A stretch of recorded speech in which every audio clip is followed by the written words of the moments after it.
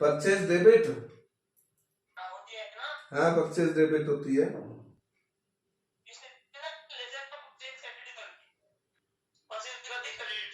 मतलब उस लेजर में परचेज को क्रेडिट साइड डाला है, परचेज वो परचेज क्रेडिट नहीं हुई है।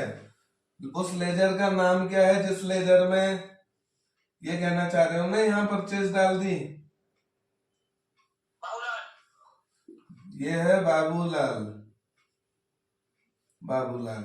यहाँ बाई परचेज लिख दिया है क्रेडिट साइड में है, तो ये बाबूलाल क्रेडिट हुआ है। ये बाबूलाल क्रेडिट हो रहा है, परचेज थोड़ी क्रेडिट हो रही है।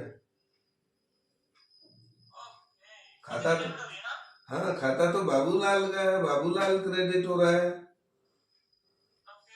हाँ परचेज क्रेडिट नहीं मानना है इसको, बाबूलाल क्रेडिट है, परचेज तो डेबिट है। अच्छा हम पीछे इस बात को बहुत अच्छी तरह पढ़ चुके हैं कि अगर जैसे ये मान लो परचेज अकाउंट है, परचेज अकाउंट, तो यहां अगर मैं परचेज लिख रहा हूं, इसका मतलब ये पैसा परचेज अकाउंट की इस साइड से आया है, डेबिट साइड से, यहां से वहां गया है ये पैसा। और यहाँ परचेज अकाउंट में यहाँ पे लिखा मैंने परचेज बाबूलाल के में परचेज, परचेज में बाबूलाल। हाँ तो अब इस ट्रांजैक्शन से मुझे क्या पता चल रहा है कि यहां से भी एंट्री देखूं तो देखो परचेज अकाउंट डेबिट हो रहा है, परचेज अकाउंट डेबिट हो रहा है ना। और क्रेडिट क्या हो रहा है, बोले क्रेडिट तो बाबूलाल हो रहा है। कैसे पता चल रहा है बाबूलाल क्रेडिट हो रहा है, यहाँ देखो ये बाबूलाल क्रेडिट हो रहा है ना। बाबूलाल वहां पे जब बाबूलाल के खाते में क्रेडिट में पैसा लिखा है तभी तो कह रहे हैं बाबूलाल क्रेडिट है। और यहाँ हम कह रहे हैं परचेज डेबिट, तो पैसा इस साइड रखा है, उसके पैसा उस साइड रखा है।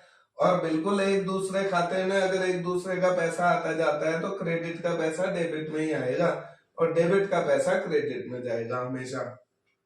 तभी तो डबल एंट्री सिस्टम काम करता है, ये मशीनरी तभी काम करती है ना, जब आप एक साइड एक को डेबिट कर रहे हो एक को क्रेडिट कर रहे हो, है ना। उसी को बनाने के लिए ये यहाँ से इसको समझोगे तो समझ आएगी बात। परचेज लिखी, इसका मतलब कहीं ना कहीं परचेज का खाता जहां भी होगा उस खाते में ये अमाउंट डेबिट साइड में जरूर दिखनी चाहिए।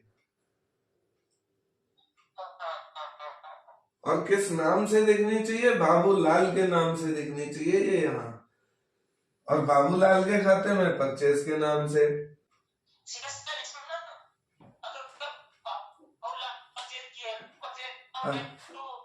परचेज डेबिट टू बाबूलाल, यहाँ से भी देखो परचेज डेबिट टू बाबूलाल, यहाँ से भी देखो परचेज डेबिट टू बाबूलाल।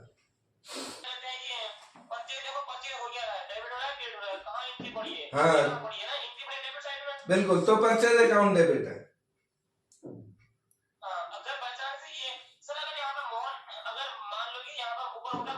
हाँ हाँ